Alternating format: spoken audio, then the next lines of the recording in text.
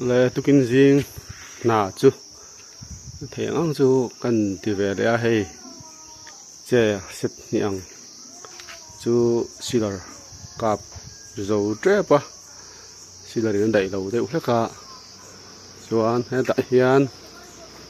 dar hlang in en na dar hlang siam ne poka san jong hi fit nga ai sang le ka